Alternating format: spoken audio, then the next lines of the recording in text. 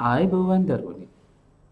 ගුරු ගෙදර අධ්‍යාපන වැඩසටහන් මාලාවේ තවත් එක් ආර්ථික විද්‍යා වැඩසටහනකින් තමා මම අද ඔබව හමුවීමට පැමිණි. ඉතින් දරුවනි අපි මේ දවස්වල සාකච්ඡා කරන්නේ අපේ 12 වන ශ්‍රේණිය විෂය නිර්දේශයේ දෙවන නිපුණතාව පිළිබඳව.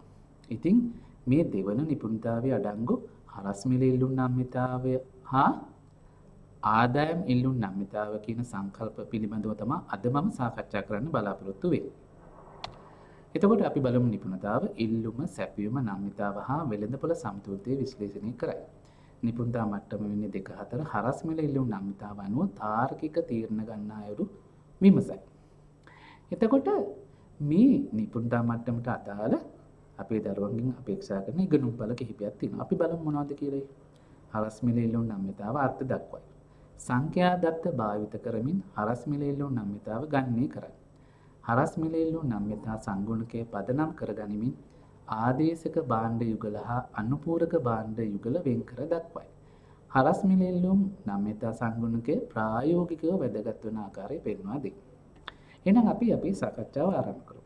සාකච්ඡාව ආරම්භ කරන්න කලින් මම අපේ දරුවන්ට භාණ්ඩ යුගල කිහිපයක් පෙන්වනවා. මම මුලින්ම පෙන්නනවා ලැප්ටොප් පරිගණකයක් සහ ස්මාර්ට් ජංගම දුරකථනයක්.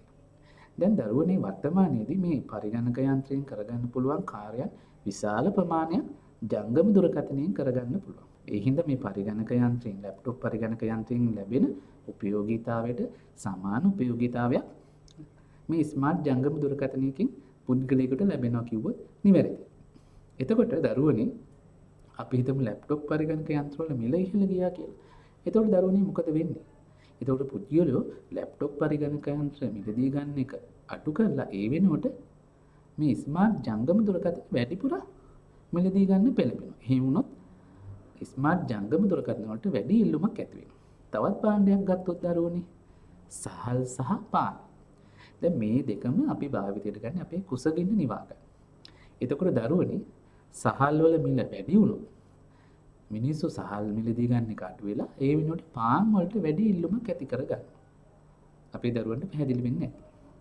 අපි තවත් භාණ්ඩයක් ගමු දරුවනි. මේ තියෙන්නේ පරිගණක යන්ත්‍රයේ මුද්‍රණ පිටපත් ලබා ගන්න මුද්‍රණ යන්ත්‍රයක්. ඒතකොට මේකට අපිට අවශ්‍ය වෙනවා තීන්ත. මේ තීන්ත අඩංගු වෙලා තියෙන්නේ ටෝනවල. ඒතකොට මේ ටෝන අවශ්‍ය වෙනවා අපිට අවශ්‍ය මුද්‍රණ පිටපතක් ලබා ගන්න. එහෙමනම් දැන් ටෝනවල මිල ඉහළ ගියොත් මොකද වෙන්නේ දරුවනේ? ටෝනවල මිල ඉහළ ගියොත් මේ මුද්‍රණ යන්ත්‍ර වලට තියෙන ඉල්ලුම අඩු වෙනවා. එහෙමනම් දරුවනේ අපේ දරුවන්ට පැහැදිලි. මේ එක භාණ්ඩයක මිල වෙනස් වීම තවත් භාණ්ඩයක ඉල්ලුම් ප්‍රමාණය වෙනස් වීමට බලපානවා. අපි මේ වගේ භාණ්ඩ වලට කියන්නේ සම්බන්ධිත භාණ්ඩ කියලා. එහෙමනම් මේ සම්බන්ධිත භාණ්ඩ වල මිල වෙනස් වීම සලකා බලන භාණ්ඩයේ ඉල්ලුම් ප්‍රමාණය වෙනස් වීමට බලපානවා. අපි ඉල්ලුම පාඩමේදී ඉගෙන ගත්තා. අපේ දරුවන්ට මතක ඇති. ඉල්ලුම තීරණය කරන තීරකයක් විදිහට සම්බන්ධිත භාණ්ඩ වල මිල. එතකොට දරුවනේ එහෙමනම් අද අපි සාකච්ඡා කරන්නේ මේ සම්බන්ධිත භාණ්ඩ වල මිල වෙනස් වීමට අනුව ඉල්ලුම් ප්‍රමාණය කොයි විදිහටද වෙනස් වෙන්නේ කියන එක ගණනය කරන්නේ කොහොමද කියන එකට. එතකොට දරුවනේ මේ විදිහට සම්බන්ධිත භාණ්ඩවල මිල වෙනස් වීමට ප්‍රතිචාරීව ඉල්ලුම් ප්‍රමාණය කොයි විදිහටද වෙනස් වෙන්නේ කියන එක ගණනය කරන එක තමයි අපි කියන්නේ හරස් මිල ඉල්ලුම් නම්‍යතාවය කියලා. එහෙමනම් දරුවනේ අපි මේ හරස් මිල ඉල්ලුම් නම්‍යතාවය කියන එක හඳුනාගත්තොත් මොකක්ද කියලා නිශ්චිත කාලයකදී ඉල්ලුම කෙරෙහි බලපාන අනෙකුත් සාධක ස්ථාවරව තිබීදී. මෙතෙන්දි වෙනස් වෙන්නේ සම්බන්ධිත භාණ්ඩයේ මිල විතරයි. මේ සම්බන්ධිත භාණ්ඩයේ මිලේ ප්‍රතිශතක වෙනසකට සාපේක්ෂව සලකා බලන භාණ්ඩයේ ඉල්ලුමේ ප්‍රතිශතක වෙනස මෙන්න දැක්කීම. නිශ්චිත කාලයකදී ඉල්ලුම කෙරෙහි බලපාන අනෙකුත් සාධක ස්ථාවරව තිබීදී සම්බන්ධිත භාණ්ඩයක මිලේ ප්‍රතිශතක වෙනසට සාපේක්ෂව සලකා බලන භාණ්ඩයේ ඉල්ලුමේ ප්‍රතිශතක වෙනස මෙන දැක්වීම තමයි හරස් මිල ඉල්ලුම් නම්‍යතාවයෙන් සිද්ධ වෙන්නේ. එහෙනම් අපේ දරුවන්ට පැහැදිලි වෙන්න ඇති. මොකක්ද මේ හරස් මිල ඉල්ලුම් නම්‍යතාවය කියන්නේ කියලා. අපි දැන් බලමු හරස් මිල ඉල්ලුම් නම්‍යතාවය ගණනය කරන ආකාරය. දැන් අර පැහැදිලි කරනකොටම කිව්වා සම්බන්ධිත භාණ්ඩයේ මිලේ ප්‍රතිශතක වෙනසකට සාපේක්ෂව සලකා බලන භාණ්ඩයේ ඉල්ලුම් ප්‍රමාණයේ ප්‍රතිශතක වෙනස මැන දැක්වීම තමයි මෙතෙන්දි සිද්ධ වෙන්නේ කියලා. අපේ දරුවන්ට මතක ඇති. සම්බන්ධිත භාණ්ඩයේ මිල වෙනස් වීමේ ප්‍රතිශතක වෙනසකට සාපේක්ෂව සලකා බලන භාණ්ඩයේ ඉල්ලුම් ප්‍රමාණය වෙනස් වෙන්නේ ඉල්ලුම් ප්‍රමාණයේ ප්‍රතිශතක වෙනස මැන දැක්වීම තමයි මෙතෙන්දි සිද්ධ වෙන්නේ. එහෙනම් අපි ඒකෙන්ම මේ සූත්‍රය අපිට හදා ගන්න පුළුවන් කොහොමද දරුවනේ සලකා බලන භාණ්ඩයේ ඉල්ලුම් ප්‍රමාණයේ ප්‍රතිශතක වෙනස සම්බන්ධිත භාණ්ඩයේ මිල වෙනස් වීමේ ප්‍රතිශතක වෙනසෙන් බෙදුවා නම් අපිට හරස් මිල ඉල්ලුම් නම්‍යතාවය ගණනය කරන්න පුළුවන්. දැන් අපිට උදාහරණයක් කිව්වොත් සහල් වල මිල 10%කින් වැඩි වෙනවා. එතකොට සම්බන්ධිත භාණ්ඩයේ මිල 10%කින් වැඩි වෙනවා. එතකොට සලකා බලන භාණ්ඩේ අපි පාන් කියලා ගත්තොත් පාන් වලට තියෙන ඉල්ලුම 105කින් වැඩි වෙනවා. එහෙමනම් කොහොමද හරස් මිල ඉල්ලුම් නම්‍යතාවය හොයන්නේ? 105 බෙදීම 10. එහෙනම් උත්තරේ 0.5යි. දැන් මේ සූත්‍රයම අපිට අරගෙන මේක තවත් සංවර්ධනය කරලා අපිට තවත් සූත්‍රයක් ව්‍යුත්පන්න කරගන්න පුළුවන්. ඒක තමයි මේ හරස් මිල ඉල්ලුම් නම්‍යතාවය සමානයි සලකා බලන භාණ්ඩයේ ඉල්ලුම් ප්‍රමාණයේ වෙනස බෙදීම සම්බන්ධිත භාණ්ඩයේ මිලේ වෙනස වැඩි කිරීම සම්බන්ධිත භාණ්ඩයේ මිල බෙදීම සලකා බලන භාණ්ඩයේ ඉල්ලුම් ප්‍රමාණය. එතකොට දරුවනේ විභාගයේට ඕගොල්ලන්ට ලබා දීලා තියෙන තොරතුරු දත්ත අනුව මේ සූත්‍ර දෙකෙන් ඕගොල්ලෝ අවශ්‍ය සූත්‍රය තෝරගන්න ඕනේ. හොඳයි. මේ සූත්‍රයේටම අපි සංකේත භාවිතා කළා මේ විදිහට පෙන්වන්න පුළුවන්. මේ සූත්‍රයේම සංකේත භාවිතා කළා මේ විදිහට පෙන්වන්න පුළුවන්. හරස් මිල ඉල්ලුම් නම්‍යතාව සමානයි ඩෙල්ටා Q dx බෙදීම ඩෙල්ටා py වැඩි කිරීම py බෙදීම q dx. එතකොට ඩෙල්ටා Q dx කියන්නේ සලකා බලන භාණ්ඩයේ ඉල්ලුම් ප්‍රමාණයේ වෙනස. ඩෙල්ටා py කියන්නේ සම්බන්ධිත භාණ්ඩයේ මිලේ වෙනස. py කියන්නේ සම්බන්ධිත භාණ්ඩයේ මිල. q dx කියන්නේ සලකා බලන භාණ්ඩයේ ඉල්ලුම් ප්‍රමාණය. හරි. අපි එහෙනම් දරුවනේ ගානක් හදලා බලමු. අපේ දරුවෝ පොතක් අරගෙන මේ ගාන ලියා ගන්නකෝ. නිදසුන් 1. y භාණ්ඩයේ මිල 20 සිට 40 දක්වා වැඩි වෙලා තියෙනවා. x භාණ්ඩයේ ඉල්ලුම් ප්‍රමාණය 120 සිට 180 දක්වා වැඩි වෙලා තියෙනවා. එහෙනම් හරස් මිල ඉල්ලුම් නම්‍යතාවය සමානයි ඩෙල්ටා Q dx බෙදීම ඩෙල්ටා py වැඩි කිරීම py බෙදීම q dx. එතකොට දරුවනේ භාණ්ඩයේ මිල වැඩි වෙලා තියෙනවා 20කින්. එහෙනම් ඩෙල්ටා py සමානයි 20යි. එතකොට x භාණ්ඩයේ සලකා බලන භාණ්ඩයේ ඉල්ලුම් ප්‍රමාණය වැඩි වෙලා තියෙනවා 60කින්. එහෙනම් q dx සමානයි 60යි. එතකොට py කියලා අපි මෙතෙන්දි ගමු. ඒ y භාණ්ඩයේ මිල 20යි. ඒ වෙලාවේදී x භාණ්ඩයේ ඉල්ලුම් ප්‍රමාණය 120යි. එහෙනම් අපි මේ කීපු කරුණු මේ සූත්‍රයට ආදේශ කළාම මෙන්න මේ විදිහට 60 බෙදීම 20 වැඩි කිරීම 20 බෙදීම 120. දැන් දරුවනේ මේක සුළු කළාම අපේ දරුවන්ට ලැබෙනවා 0.5යි. මේ අගේ ධනාගයක්. අපේ දරුවෝ මේ ධනාගයක් කියන එක හොඳට මතක තියාගන්න. ඉදිරියේදී අපිට මේක වැදගත් වෙනවා. අපි තවත් උදාහරණයක් අරගෙන බලමු. මේ ගානත් අපේ දරුවෝ ලියා ගන්නකෝ. Z භාණ්ඩයේ මිල 40 ඉඳලා 30 දක්වා අඩු වෙලා. එතකොට x භාණ්ඩයේ ඉල්ලුම් ප්‍රමාණය 100 සිට 150 දක්වා වැඩි වෙලා. ඒත් පොඩ්ඩක් අර කලින් ගානට වඩා වෙනස්. කලින් ගානේ මිල වැඩි වෙලා තිබ්බේ. සම්බන්ධිත භාණ්ඩයේ මෙතෙන්දි මිල අඩු වෙලා. ඉල්ලුම් ප්‍රමාණය සලකා බලන භාණ්ඩයේ කලියකින් වැඩි වෙලා දැනුත් වැඩි වෙලා. එතකොට අපි මේ සූත්‍රයට ආදේශ කළාම මෙතන ඩෙල්ටා py කියන්නේ 40 ඉඳලා 30 දක්වා අඩු වෙලා ඍණ 10යි. ඩෙල්ටා q dx කියන්නේ 100 සිට 150 දක්වා වැඩි වෙලා 50යි. එතකොට py කියන්නේ අපි 40 කියලා ගත්තොත් ඒ වෙලාවේදී x භාණ්ඩයේ ප්‍රමාණය 100යි. එහෙනම් මේ කීපු කරුණ මේකට ආදේශ කළාම 50 බෙදීම ඍණ 10 වැඩි කිරීම 40 බෙදීම 100.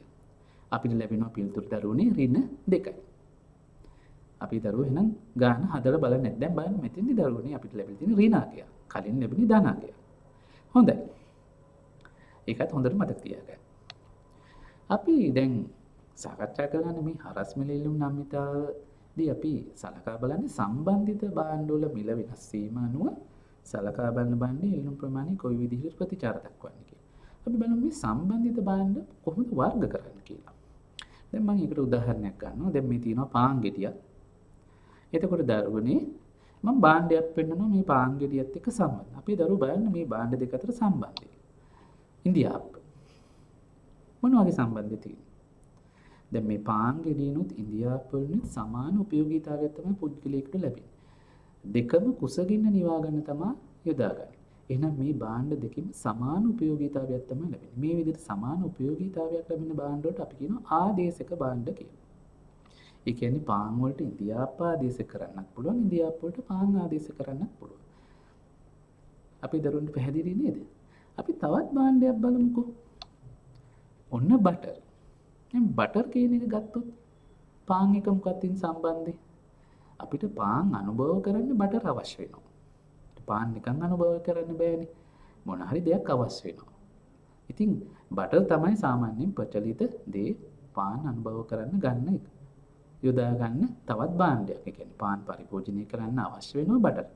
ඒතර මේ වගේ එක භාණ්ඩයක් පරිභෝජනයේදී අත්‍යවශ්‍යම අවශ්‍ය වෙන තවත් භාණ්ඩ තියෙනවනේ. අපි ඒවට කියනවා අනුපූරක භාණ්ඩ කියලා. එහෙනම් දරුවනේ අපි භාණ්ඩ වර්ග දෙකක් අඳුනගත්තා. ආදේශක භාණ්ඩ, අනුපූරක භාණ්ඩ. අපේ දරුවන්ට හොඳට මතක් වෙන්න ඕනේ. දැන් අර කලින් කිව්ව උදාහරණේ ලැප්ටොප් පරිගණක යන්ත්‍රයට ජංගම ස්මාර්ට් දුරකථනය ඇවිල්ලා ආදේශක භාණ්ඩයක්.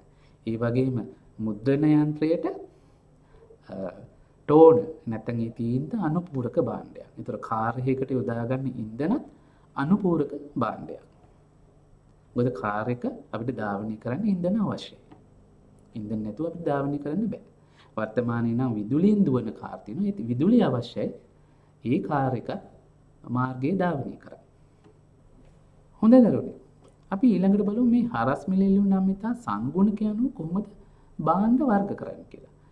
දරුවනේ මේ හරස් මිලෙල්ලු නම් මිතාවේ අපි අර සූත්‍රයට ආදේශ කළා අපිට ලැබෙන ඒ පිළිතුර තමයි මේ හරස් මිලෙල්ලු නම් මිතා සංගුණකය කියන්නේ. එතකොට ඒ සංගුණකය අනුව අපිට භාණ්ඩ වර්ග කරන්න පුළුවන්. එතකොට ඒකට ලැබෙන අගේ ධනාගයක්ද ඍණාගයක්ද අනුව අපිට භාණ්ඩ වර්ග කරන්න පුළුවන්. ඒ කියන්නේ සම්බන්ධිත භාණ්ඩයක් සලකා බලන භාණ්ඩයක් අතර තියෙන සම්බන්ධතාවය අපිට හඳුනා ගන්න පුළුවන් මේ හරස් මිලෙලු නම් මෙතන සංගුණකය අනුව. සංගුණකයට ලැබෙන අගය අනුව. ඒක ධනද ඍණද අනුව. එතකොට අපි මෙන්න මේ විදිහට තමයි ඒක මේ භාණ්ඩ වර්ග හඳුනගන්නේ. එතකොට ධනාගයක් නම් අපි කියනවා ආදේශක භාණ්ඩ. ඍණාගයක් නම් අපි කියනවා අනුපූරක භාණ්ඩ කියලා. දැන් අපේ දරුවන්ට පැහැදිලි වෙන්නේ ඇති මේ ධනාගයක් කියන්නේ සම්බන්ධිත භාණ්ඩයේ මිල වෙනස් වෙන දිශාවටම තමයි සලකා බලන භාණ්ඩයේ ඉල්ලුම් ප්‍රමාණයත් වෙනස් වෙන්නේ. ඒ කියන්නේ සම්බන්ධිත භාණ්ඩයේ මිල වැඩි වෙනවා නම් සලකා බලන භාණ්ඩයේ ඉල්ලුම් ප්‍රමාණයත් වැඩි වෙනවා. සම්බන්ධිත භාණ්ඩයේ මිල අඩු වෙනවා නම් සලකා බලන භාණ්ඩයේ ඉල්ලුම් ප්‍රමාණය අඩු වෙනවා. දැන් අපි සහල් සහ පාන් ගත්තොත් සහල් මිල වැඩි වුණොත් පාන් වලට තියෙන ඉල්ලුම් ප්‍රමාණය වැඩි වෙනවා. සහල් මිල අඩු වුණොත් පාන් වලට තියෙන ඉල්ලුම් ප්‍රමාණය අඩු වෙනවා. ඒක තමයි මේ ආදේශක භාණ්ඩ කියලා කියන්නේ. ඊට පස්සේ අනුපූරක භාණ්ඩයේ තියෙන ඍණාගය.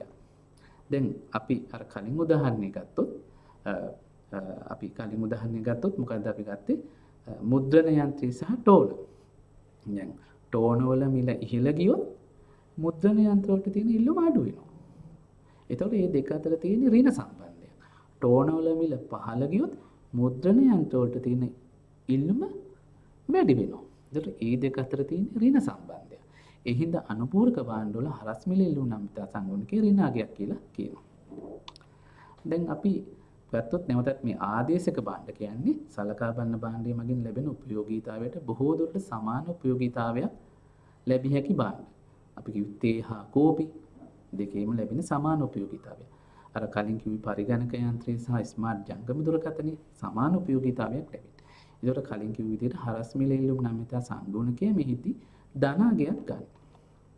එතකොට මේකත් අපිට නැවත භාණ්ඩ දෙකකට බෙදන්න පුළුවන්. දැන් මේ හරස් මිලෙල්ලුම් නම් මෙතන සංගුණකයේ ධනාගයේ එකට වඩා වැඩි ධනාගයක් ලැබෙනවා නම් දරුවනේ අපි ඒවට කියන්නේ සමීපාදේශක කියලා. එකට වඩා අඩු නම් අපි ඒවට කියනවා දුරස්ථ ආදේශක කියලා. දැන් අර කලින් කිව්ව විදිහට බත් වලට පාන් සමීපාදේශකයක් දෙකෙන්ම ලැබෙන්නේ සමාන උපයෝගීතාවය. දුරස්ථ ආදේශකයක් කිව්වම අපි හිතමු දැන් පුද්ගලයෙකුට කුසගින්නක් ඇති වෙනවා. එයා සාමාන්‍යයෙන් යම්කිසි ආහාරයක් තමයි ගන්න. අපි හිතමු බත් කන්නේ කියලා. නමුත් එයාට කාර්ය බහුලත්වයෙන් හින්දා හරි එයාගේ අතේ මුදල් නැති හින්දා හරි එයා ගිහිල්ලා තේ එකක් බොනවා. එහෙම නැත්නම් යම්කිසි බීම් එකක් බොනවා. ඒතකොට తాවකාලිකව තමයි එයාගේ ආහාර අවශ්‍යතාවය එතෙන්දී හිටු වුණේ. ඒතර මේක එයා අර ආහාර වෙනුවට එයා ගන්න කෑම එක වෙනකොට තේ කෝප්පිය තමයි ආදේශ කරගත්තේ. හැබැයි ඒක මේ දෙකෙන්ම ලැබෙන ප්‍රයෝගීතාවය ගොඩාක්ම සමීප නැහැ. යම්කිසි දුරස්ථභාවයක් තියෙනවා. එහෙනම් ඒ වගේ එකට කියනවා දුරස්ථ ආදේශක කියලා. එතකොට දුරස්ථ ආදේශකයක හරස් මිල ඉල්ලුම් නම්‍යතාවයේ එකට වඩා අඩු වගයක් තමයි ගන්න. ඊගාවට අපි බලමු මේ ආදේශක භාණ්ඩ සලකා බලන භාණ්ඩ අතර තියෙන සම්බන්ධතාවය පස්තාරයක් ඇසුරින් පෙන්නනවා. දැන් මේ පස්තාර සටහනේ සිරක්සක්ෂයෙන් පෙන්වන්නේ ආදේශක භාණ්ඩයේ මිල. කෝපි කිලෝ 1 මිල. එතකොට තිරස්සක්ෂයෙන් පෙන්වන්නේ අපේ සලකා බලන භාණ්ඩේ ඉල්ලුම් ප්‍රමාණය. තේවල ඉල්ලුම් ප්‍රමාණය. උගලන්ට පේනවා මේ සම්බන්ධිත නැත්තම් ආදේශක භාණ්ඩයේ මිල කිලෝ 1 මිල 1000 සිට 1500 දක්වා වැඩි වෙන විට සලකා බලන භාණ්ඩයේ ඉල්ලුම් ප්‍රමාණය 2 සිට 4 දක්වා වැඩි වෙනවා. එතකොට මේ දෙක අතර තියෙන්නේ මේ වක්‍රයේ හැඩයෙන් කියන්න පුළුවන් මේ දෙක අතර තියෙන්නේ ධන සම්බන්ධයක්. අනුලෝම සම්බන්ධයක්. අපේ දරුවන්ට පැහැදිලි වෙන්නේ. අපි මේ තොරතුරු ඔස්සේ අපිට පුළුවන් හරස් මිල ඉල්ලුම් නම්‍යතාවය ගණනය කරන්න. එතකොට කෝපි මිල 1000 ඉඳලා 1500 දක්වා වැඩි වෙනවා. තේ ඉල්ලුම් ප්‍රමාණය 2 සිට 4 දක්වා වැඩි වෙනවා. එහෙමනම් ඔයගලන්ට පේනවා තේ කියන්නේ අපි කව සලකා බලන භාණ්ඩය කියලා. ඒකේ ඉල්ලුම් ප්‍රමාණය ඩෙල්ටා Q dx කියන්නේ 2 ඉඳලා 4 දක්වා වැඩි වෙලා තිනවා 2යි. කෝපි මිල සම්බන්ධිත භාණ්ඩයේ py කියන්නේ ඒකේ මිල වෙනස් වෙලා තිනවා 10 ඉඳලා 1500 දක්වා. කිලෝ 1 මිලනේ. ඒකට 500යි. ඒතර py කියන එක අපි 10 දී තේල්ලුම් ප්‍රමාණය වෙලා තින්නේ 2යි. එහෙනම් මේවා සූත්‍රයට ආදේශ කළාම 2 බෙදීම 500 වැඩි කිරීම 1000 බෙදීම 2. එතකොට දරුවනේ අපේ දරුවන්ට පේනවා ලැබෙන පිළිතුර 2යි. ධනාගයක් තියෙනවා මෙතන. ඒකින්ද අපිට කියන්න පුළුවන් ආදේශක භාණ්ඩයේ හරස් මිල ඉල්ලුම් නම්‍යතාවයේ ධනාගයක් කියලා. ඊගොල්ලෝ අපි බලමු අනුපූරක භාණ්ඩය. දැන් අනුපූරක භාණ්ඩය කියන්නේ සලකා බලන භාණ්ඩයේ පරිභෝජනයේදී එම භාණ්ඩය සමග භාවිතා කළ යුතු භාණ්ඩ. මුද්‍රණ යන්ත්‍රය සඳහා ටෝන, ටයර් සහ ටියුබ්, ජංගම දුරකථන වලට විදුලි ආරෝපණ, ඊපස්සේ අපි මෝටර රථ ගත්තාම මේවට ගන්න ඉන්ධන. මේ වගේ දේවල් අපිට ගන්න පුළුවන් මේ අනුපූරක භාණ්ඩ කියලා. ඒතකොට මේ භාණ්ඩේ පරිභෝජනය කරන්න අනිත් භාණ්ඩේ අපිට අනිවාර්යයෙන්ම යොදා ගන්න වෙනවා. එතකොට අනුපූරක භාණ්ඩයේ මිලත් සලකා බලන භාණ්ඩයේ ඉල්ලුම් ප්‍රමාණයත් අතර තියෙන ඍණ සම්බන්ධයක් අපි කලින් පැහැදිලි කළා. හරස් මිල ඉල්ලුම් නම්‍යතාවයත් ඍණාගයක් ගන්න. එතකොට මේක අපි පස්තාරයක් ඇසුරින් පෙන්වුවොත් අනුපූරක භාණ්ඩ සලකා බලන භාණ්ඩයේ සමග පවතින සම්බන්ධය මෙන්න මේ විදිහට. ඔයගලන්ට පේනවා මේ තෙන්දි මම අරන් තියෙන්නේ ටෝන කියන එක තමයි අනුපූරක භාණ්ඩයේ විදිහට. ඒකේ මිල මුද්‍රණ යන්ත්‍රය තමයි සලකා බලන භාණ්ඩයේ විදිහට. ඔයගලන්ට පේනවා ටෝන වල මිල 2000 ඉඳලා 4000 දක්වා වැඩි වෙන විට මුද්‍රණ යන්ත්‍ර නැත්නම් සලකා බලන භාණ්ඩයේ ඉල්ලුම් ප්‍රමාණය 2 සිට 1 දක්වා අඩු වෙලා තියෙනවා. අපි දරුවන්ට මේ පස්තාරේ පෙන්නනවා මේ පස්තාරේ වක්‍රයේ ස්වරූපය.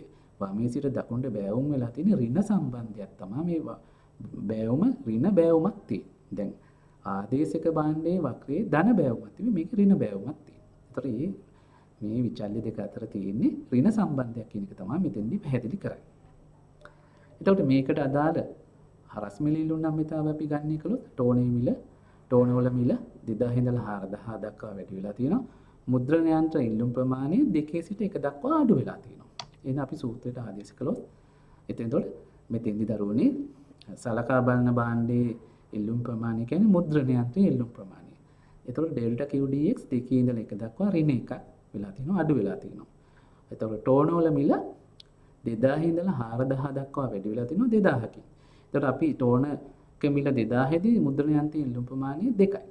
එහෙනම් මේ කරුණු මේ සූත්‍රයට ආදේශ කළාම ඍණ 1 බෙදීම 2000 වැඩි කිරීම 2000 බෙදීම 2.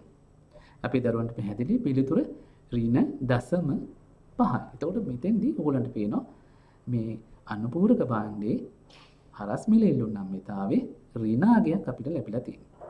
අනුපූරක භාණ්ඩයේ හරස් මිල ඉල්ලුම් නම්‍යතාවයේ ඍණාගයක් අපේ දරුවනේ ලැබිලා තියෙනවා.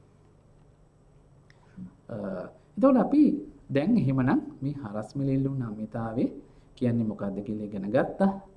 ඒකට හරස් මිල ඉල්ලුම් නම්‍යතාවය ගණනය කරන්නේ කොහොමද කියලා ඉගෙන ගත්තා. ඒ සංගුණකය අනුව භාණ්ඩ කොහොමද වර්ග කරන්න කියලා ඉගෙන ගත්තා. අපි දැන් බලමු මේ හරස් මිල ඉල්ලුම් නම්‍යතාව ගණනය කිරීමේ ප්‍රයෝජන. පළවෙනි එක තමයි භාණ්ඩ වර්ග අතර පවතින අන්තර් සම්බන්ධතාව විග්‍රහ කිරීමට. දැන් අපි මෙතෙන්දී පැහැදිලි කළා විවිධ භාණ්ඩ අතර තියෙන විවිධ සම්බන්ධතා. ඒතර මේ සම්බන්ධතාවය විග්‍රහ කරන්න පුළුවන් හරස් මිල ඉල්ලුම් නම්‍යතාව වano. ඔයගොල්ලන් පැහැදිලිනේ. ධනාගයක් නම් මේ භාණ්ඩ දෙක අතර තියෙන ධන සම්බන්ධයක්. ආදේශක භාණ්ඩවල. ඍණාගයක් නම් ඒ භාණ්ඩ අතර තියෙන අනුපූරක භාණ්ඩ අතර තියෙන ඍණ සම්බන්ධයක්. ඒ කියන්නේ එක භාණ්ඩයක මිල වෙනස් වෙන විට අනිත් භාණ්ඩයේ ඉල්ලුම් ප්‍රමාණය අතර සම්බන්ධය මෙතෙන්දී පැහැදිලි කරන්න පුළුවන්. එහෙනම් භාණ්ඩ වර්ග අතර අන්තර් සම්බන්ධතාවය පැහැදිලි කරන්න අපිට හරස් මිල ඉල්ලුම් නම්‍යතාවය ඉතාම වැදගත් වෙනවා. ඊට වෙළඳපොලේ භාණ්ඩය සඳහා පවතින තරංකාරීත්වය තීරණය කරන්න. දැන් අපි කිව්වා ආදේශන භාණ්ඩ හරස් මිල ඉල්ලුම් නම්‍යතාවේ ධනාගයන් නම් ආදේශක කියලා. ආදේශක භාණ්ඩ කියලා. හරස් මිල ඉල්ලුම් නම්‍යතාවේ ධනාගයන් නම් ආදේශක භාණ්ඩ.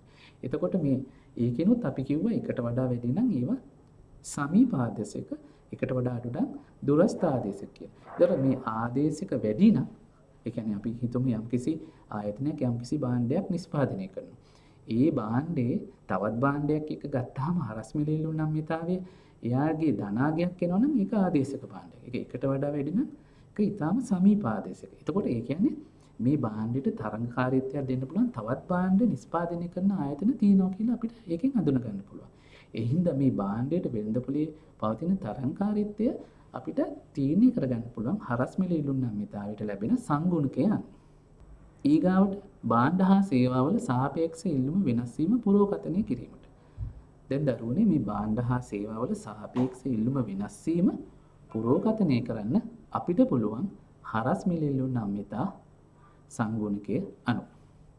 එහෙමනම් දරුවනේ අපේ දරුවන්ට පැහැදිලි වෙන්නේ නැති මේ හරස් මිල ඉල්ලුම් නම්‍යතාව කියන එකේ වැදගත්කම.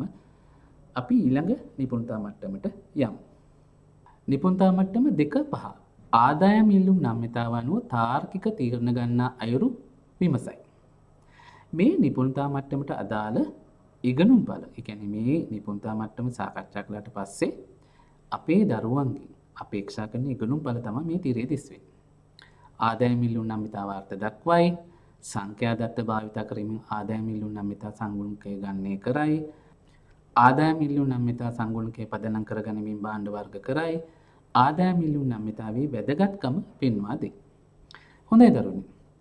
එහෙනම් අපි ආදායම් ඉල්ලුම් නම්‍යතාවය කියන මාතෘකාව යටතේ සාකච්ඡාව ඉදිරියට අරගෙන යමු. මම නැවතත් අපේ දරුවන්ට භාණ්ඩ වර්ග දෙකක් පෙන්නනවා. මුලින්ම මම පෙන්නනවා වායු සමීකරණය.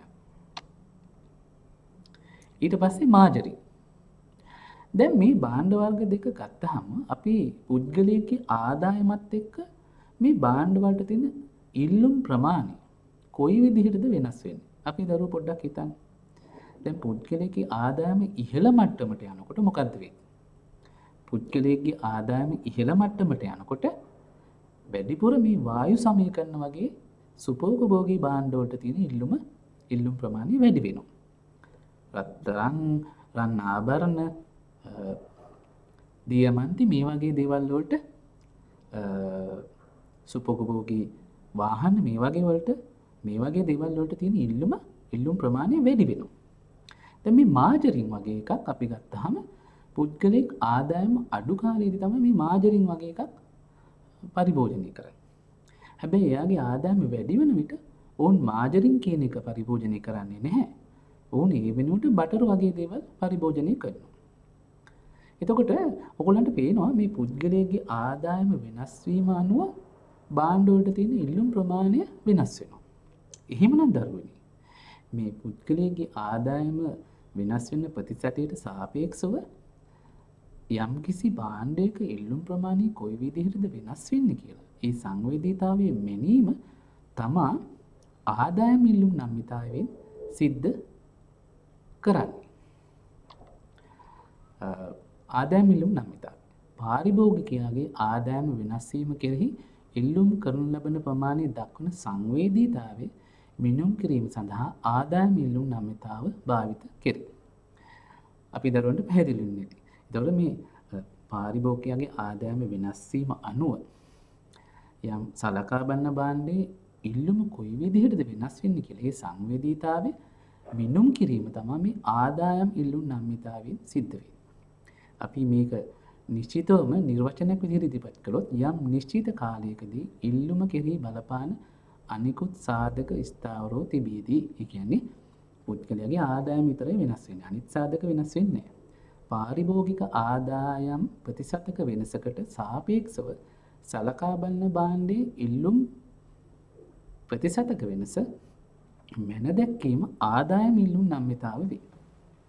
එතකොට දැන් මෙතෙන්දි දරුවනේ මොකද මේ කියන්නේ? නිශ්චිත කාලයකදී ඉල්ලුම කෙරෙහි බලපාන අනිකුත් සාධක ස්ථාවරව පවතිද්දී පාරිභෝගිකයාගේ ආදායමේ ප්‍රතිශතක වෙනසකට සාපේක්ෂව සලකා බලන භාණ්ඩයේ ඉල්ලුම් ප්‍රමාණයේ ප්‍රතිශතක වෙනස මැන දැක්වීම තමයි ආදායම් ඉල්ලුම් නම්‍යතාවයෙන් සිද්ධ වෙන්නේ. ආදායම් ඉල්ලුම් නම්‍යතාවය. ඉල්ලුම් ප්‍රමාණය වෙනස් වීමේ ප්‍රතිශතක වෙනස බෙදනවා ආදායම වෙනස් වීමේ ප්‍රතිශතක වෙනසින්. කොහොමද දරුවනේ? ඉල්ලුම් ප්‍රමාණය වෙනස් වීමේ ප්‍රතිශතක වෙනස බෙදනවා ආදායම වෙනස් වීමේ ප්‍රතිශතක වෙනසින්. දැන් අර නිර්වචනයේදී කිව්වේ කොහොමද? ආදායම පාරිභෝගිකයාගේ ආදායම වෙනස් වීමේ ප්‍රතිශතක වෙනසකට සාපේක්ෂව සලකා බලන බණ්ඩේ ඉල්ලුම් ප්‍රමාණය කොයි විදිහටද ප්‍රතිශතක වෙනස මැන දැක්වීම තමයි මෙතන සිද්ධ වෙන්නේ. එහෙමනම් මේ සූත්‍රයේ ඒ ඔස්සේ තමයි සකස් කරලා තියෙන්නේ. දැන් අපි උදාහරණයක් කිව්වොත් දරුවනේ අපි හිතමු පුද්ගලයෙක්ගේ ආදායම 10%කින් වැඩි වෙනවා. යම් කිසි භාණ්ඩයකට තියෙන ඉල්ලුම් ප්‍රමාණය 5%කින් වැඩි වෙනවා. එහෙනම් කොහොමද ආදායම් ඉල්ලුම් නම්‍යතාවය හොයන්නේ? 5% බෙදීම 10.5යි. මේ සූත්‍රයේම අපිට අරගෙන මේක තවදුරටත් සංවර්ධනය කළ තවත් සූත්‍රයක් ව්‍යුත්පන්න කරගන්න පුළුවන්. මෙන්න මේ විදිහට. ආදායම් ඉල්ලුම් නම්‍යතාව සමානයි ඉල්ලුම් ප්‍රමාණයේ වෙනස බෙදීම ආදායමේ වෙනස වැඩි කිරීම ආදායම් ප්‍රමාණය බෙදීම ඉල්ලුම් ප්‍රමාණය. එතකොට අපිට මේක සංකේතාත්මකව මේ විදිහට පෙන්වන්න පුළුවන්. ආදායම් ඉල්ලුම් නම්‍යතාව සමානයි ඩෙල්ටා QD බෙදීම ඩෙල්ටා y වැඩි කිරීම y බෙදීම QD. එතකොට QD කියන්නේ ඩෙල්ටා QD කියන්නේ සලකා බලන භාණ්ඩයේ ඉල්ලුම් ප්‍රමාණයේ වෙනස. ඩෙල්ටා QD කියන්නේ සලකා බලන භාණ්ඩයේ ඉල්ලුම් ප්‍රමාණයේ වෙනස. ඩෙල්ටා y කියන්නේ ආදායමේ වෙනස. y කියන්නේ ආදායම් මට්ටම. ඒ ආදායම් මට්ටමේදී තියෙන ඉල්ලුම් ප්‍රමාණය තමයි QD කියන්නේ. එහෙමනම් අපි මේ සූත්‍රයේ භාවිතයට අරගෙන දරුවනේ අපි ගානක් හදලා බලමු. නිදසුනක් දීලා තිනවා. ආදායම 10000 සිට 12000 දක්වා වැඩි වෙලා තිනවා. ඉල්ලුම් ප්‍රමාණය 10 සිට 20 දක්වා වැඩි වෙලා තිනවා. දැන් අපි සූත්‍රයට ආදේශ කරලා බලමු. ආදායම ඉල්ලුම් නම්‍යතාවය සමානයි ඩෙල්ටා QD බෙදීම ඩෙල්ටා y වැඩි කිරීම y බෙදීම QD. එහෙමනම් දරුවනේ මෙතෙන්දී ඔයගලන්ට පේනවා ඩෙල්ටා QD කියන්නේ ඉල්ලුම් ප්‍රමාණය. දැන් ඉල්ලුම් ප්‍රමාණය 10 සිට 20 දක්වා වැඩි වෙලා තියෙනවා. එහෙනම් ඩෙල්ටා QD කියන්නේ 10යි. ආදායම 10000 සිට 12000 දක්වා වැඩි වෙලා තියෙනවා 2000යි. ඒතර y කියන එක අපි 10000 කියලා ගත්තොත් ඒ වෙලාවේදී ඉල්ලුම් ප්‍රමාණය 10යි. එහෙනම් අපි මේ කීපු දේවල් මේ සූත්‍රයට ආදේශ කළා මෙන්න මේ විදිහට. 10 බෙදීම 2000 වැඩි කිරීම 10000 බෙදීම 10යි. මේක සුළු කළාම අපිට ලැබෙනවා 5යි. එහෙනම් ආදායම් ඉල්ලුම් නම්‍යතාවය 5යි. ඒ සංගුණකේ 5යි. අපි මේ 5ට කියනවා ආදායම් ඉල්ලුම් නම්‍යතා සංගුණකය කියලා. මේ සූත්‍රයේ අපි දත්ත ආදේශ කළාම අපිට ලැබෙන පිළිතුරට අපි කියන්නේ ආදායම් ඉල්ලුම් නම්‍යතා සංගුණකය. එතකොට දැන් මේ කිව්වේ සාමාන්‍ය ආදායමේ කුඩා පරතරයක්. විශාල පරතරයක් තිබ්බොත් අපිට මේ සූත්‍රය භාවිතා කරන්න බෑ. ඔයගලන්ට මතක ඇති ඒ වගේ දැන් මිලෙල්ලුම් නම්‍යතාවයේදී මේ මිල විශාල පරතරයක් තිබ්බොත් අපි ඡාප මිලෙල්ලුම් නම්‍යතා සූත්‍රය ගත්තා. ඒ වගේ ආදායම් මට්ටම අතර විශාල පරතරයක් තිබ්බොත් අපි ඡාප ආදායම් ඉල්ලුම් නම්‍යතා සූත්‍රය තමයි එතෙන්දී භාවිතයට ගන්නේ. මේ තියෙන්නේ ඡාප ආදායම් ඉල්ලුම් නම්‍යතා සූත්‍රය. ඩෙල්ටා QD බෙදීම ඩෙල්ටා y වැඩි කිරීම y1 ධන y2 බෙදීම QD1 ධන QD2. එතකොට දරුවනේ මෙතන ඩෙල්ටා QD කියන්නේ සල්කා බලන බණ්ඩේ ඉල්ලුම් ප්‍රමාණයේ වෙනස. ඩෙල්ටා y කියන්නේ පාරිභෝගිකයාගේ ආදායමේ වෙනස. එතකොට y1 කියන්නේ ආදායම් මට්ටම ඒ පළවෙනි ආදායම් මට්ටම ඊට පස්සේ y2 කියන්නේ දෙවෙනි ආදායම් මට්ටම. එතකොට QD1 කියන්නේ y1 ආදායම් මට්ටමේදී ඉල්ලුම් ප්‍රමාණය. QD2 කියන්නේ y2 ආදායම් මට්ටමේදී ඉල්ලුම් ප්‍රමාණය. එහෙනම් අපි මේ සූත්‍රයට සංඛ්‍යා දත්ත ටිකක් අරන් ගාණක් අරගෙන අපි හදලා බලමු. දැන් මෙතනදී දරුවනේ ආදායම 10000 සිට 20000ක දක්වා විශාල ප්‍රමාණයකින් විශාල ප්‍රතිශතයකින් තමයි වෙනස් වෙලා තියෙන්නේ. මේ පරාසය විශාලයි. ඒතකොට ඒ වගේ වෙලාවේදී අපි ගන්නෙ චාප ආදායම ඉල්ලුම් නම්මිතාවය. එතකොට ඉල්ලුම් ප්‍රමාණය 10 ඉඳලා 20 දක්වා වැඩි වෙලා තියෙනවා. අපි බලමු දැන් ගානේ හදලා. චාප ආදායම ඉල්ලුම් නම්මිතාවේ ඩෙල්ටා QD විදිහම ඩෙල්ටා y වැඩි කිරීම y1 ධන y2 බෙදීම QD1 ධන QD2. එතකොට ඩෙල්ටා QD කියන්නේ 10 සිට 20 දක්වා එහෙනම් 10යි ඉල්ලුම් ප්‍රමාණය වැඩි වෙලා තියෙන්නේ. ආදායම 10000 සිට 20000 දක්වා විශාල ප්‍රමාණයකින් වැඩි වෙලා තියෙන කියන්නේ 10000. එතකොට y1 කියන්නේ 10000, y2 කියන්නේ 20000, QD1 කියන්නේ 10000 දී ඉල්ලුම් ප්‍රමාණය 10යි, QD2 කියන්නේ 20000 දී ඉල්ලුම් ප්‍රමාණය 20යි. එහෙනම් මේ කියපු දේවල් සූත්‍රයට ආදේශ කළා මේ විදිහටයි. 10 බෙදීම 10000 වැඩි කිරීම 10000 ධන 20000 බෙදීම 10 ධන 20. දැන් මේක සුළු කළාම අපේ දරුවන්ට ලැබෙන උත්තරය එකයි. එහෙනම් චාප ආදායම ඉල්ලුම් නම්මිතාවේ ඒ සංගුණකේ එකයි. අපේ දරුවන්ට එහෙනම් චාප ආදායම ඉල්ලුම් නම්මිතාවේ කියන එක අවබෝධ වෙන්නේ නැති. පසුගිය වර්ෂයක විභාග ප්‍රශ්න පත්‍රයේ මේ හා සමාන ප්‍රශ්නයක් අහලා තිබ්බා. ඒකින්ද තමයි මම මේක අවධාරණය කළේ අපේ දරුවන්ට. දැන් ආදායම් ඉල්ලුම් නම්මිතා සංගුණකය. ඒ කියන්නේ අර මං කිව්වේ සූත්‍රයට ආදේශ කළාම අපිට ලැබෙන උත්තරය. ඒ ලැබෙන පිළිතුර අනුව භාණ්ඩ වර්ග කරන්න පුළුවන්. ආදායම් ඉල්ලුම් නම්මිතා සංගුණකය අනුව භාණ්ඩ වර්ග කරන්න පුළුවන්. ඒ ලැබෙන පිළිතුර ධනාගයක් නම් අපි කියන එක සාමාන්‍ය භාණ්ඩයක්. ඍණාගයක් නම් බාල භාණ්ඩයක්. එතකොට සාමාන්‍ය භාණ්ඩ කියන එක අපිට මේ විදිහට කියන්න පුළුවන්. සාමාන්‍ය භාණ්ඩයකදී පාරිභෝගිකයාගේ ආදායමත් භාණ්ඩයේ ඉල්ලුම් ප්‍රමාණයත් අතර තියෙන ධන සම්බන්ධය. ඒ කියන්නේ පාරිභෝගිකයාගේ ආදායම වැඩි වුණොත් භාණ්ඩයේ ඉල්ලුම් ප්‍රමාණයත් වැඩි වෙනවා. පාරිභෝගිකයාගේ ආදායම අඩු වුණොත් භාණ්ඩයේ තියෙන ඉල්ලුම් ප්‍රමාණයත් අඩු වෙනවා. ඉතින් මේ දෙක අතර තියෙන ධන සම්බන්ධය. ඒ වගේ භාණ්ඩ වලට අපි කියනවා සාමාන්‍ය භාණ්ඩ. ඒ හින්දා හැම වෙලාවෙම මේකේ අගය ධනාගයක් එන්නේ.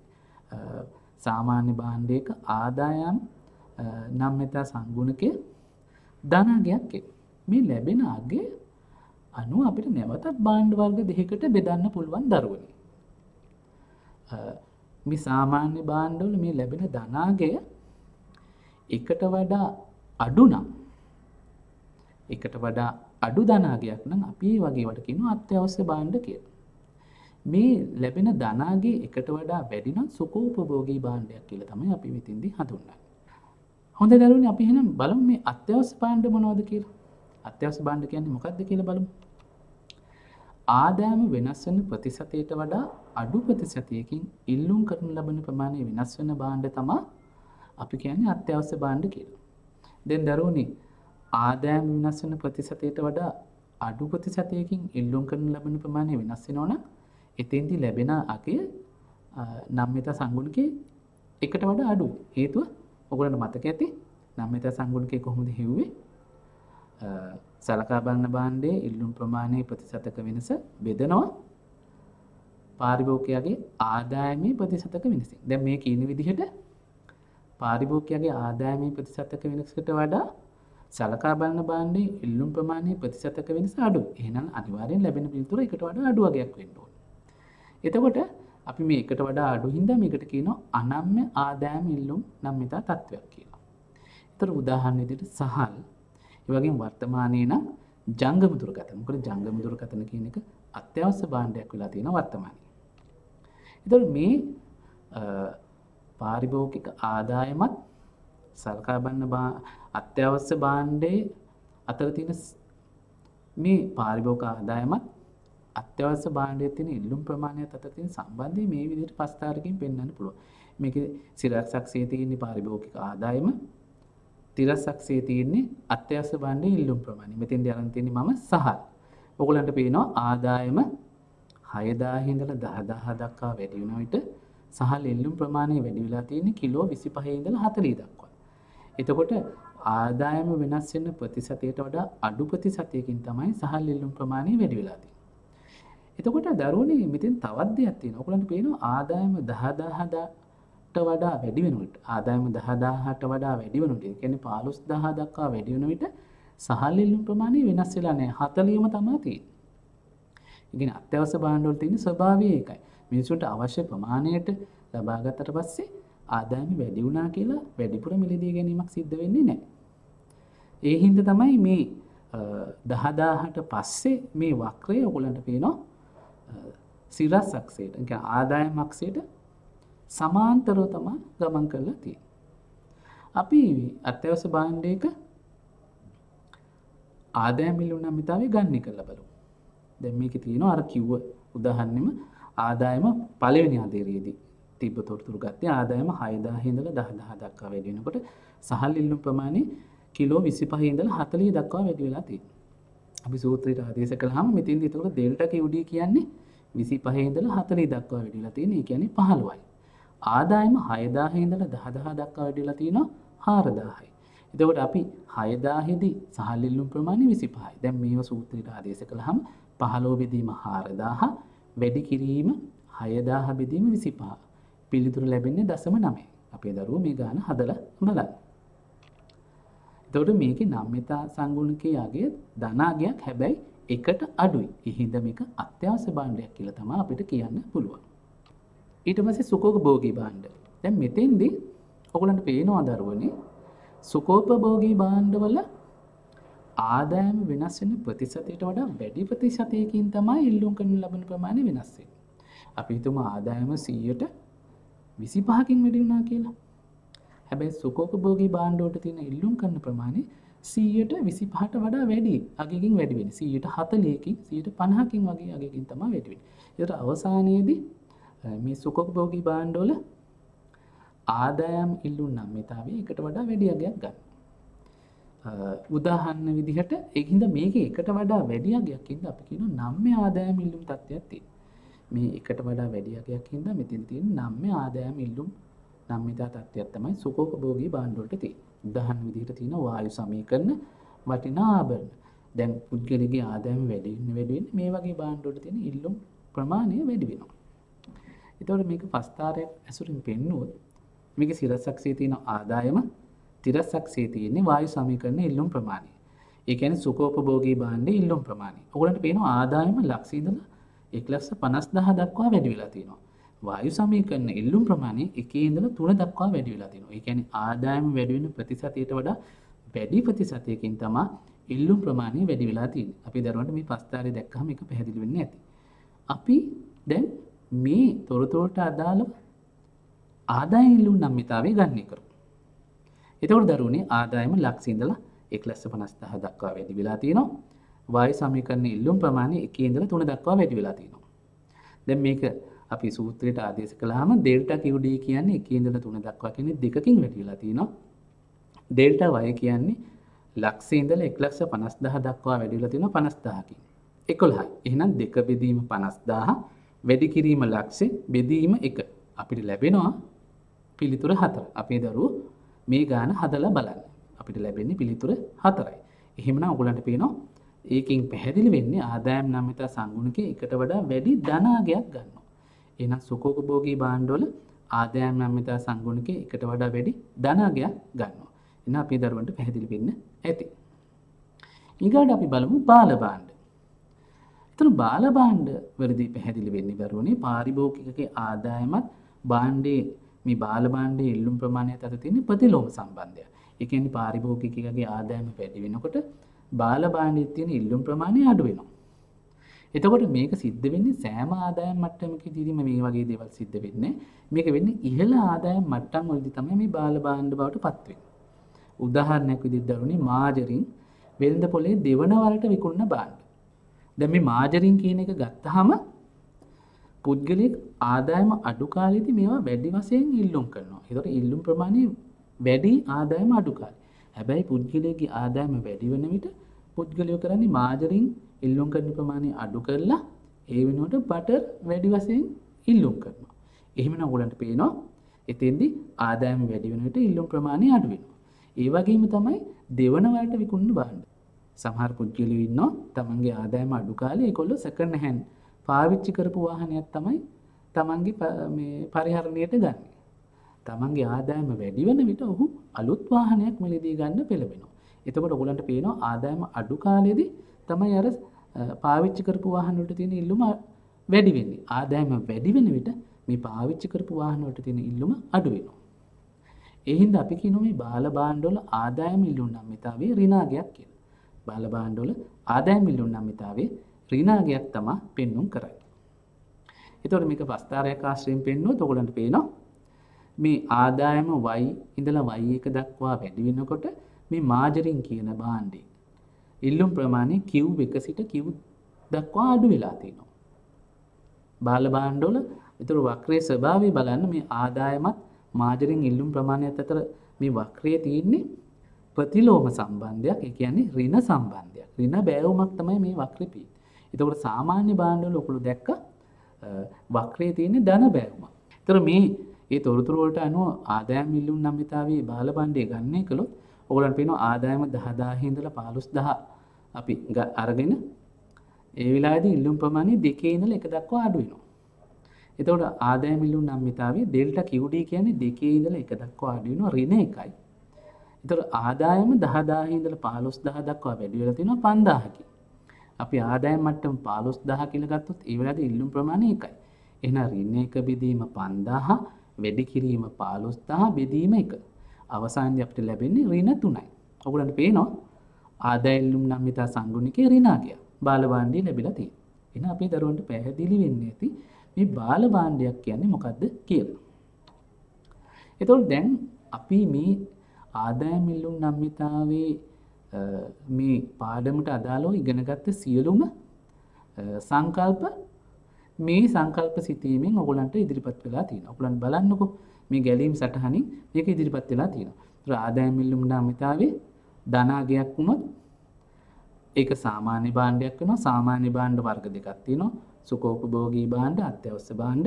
සුඛෝපභෝගී භාණ්ඩ වල ආදායම් ඉල්ලුම් නම්‍යතාවේ 1 හෝ 1ට වැඩි, අත්‍යවශ්‍ය භාණ්ඩ වල බිඳුවත් 1ට අඩු. එතකොට ආදායම් ඉල්ලුම් නම්‍යතාවේ ඍණාගයක් ගන්න ඕන එක බාල භාණ්ඩයක්. ආදායම් ඉල්ලුම් නම්‍යතාවේ ඍණාගයක් ගන්න ඕන එක බාල භාණ්ඩයක්. මේ වගේ ඕගොල්ලෝ පාඩම් කරන ඒවා මේ වගේ ගැලීම් සටහනක් සංකල්ප සිතීමකට යොදාගත්තා නම් බොහොම පහසුවෙන් මේවා අපේ මතකයේ තබා ගන්න පුළුවන් දරුවනේ. එතකොට ඕගොල්ලන්ට මේවා පාඩම් කිරීමේදී මේ වගේ ශිල්පකම යොදා ගන්න එක ඊටාම වැදගත් වෙනවා. ඕගොල්ලන්ට ඉහළ සාමර්ථ්‍යයක් ලබා ගන්න, මේ සංකල්ප හොඳින් මතක තියාගන්න, අවබෝධ කරගන්න ඉතා පහසු වෙනවා මේ වගේ ශිල්පකම පාඩම් කිරීමේදී භාවිත කිරීමෙන්.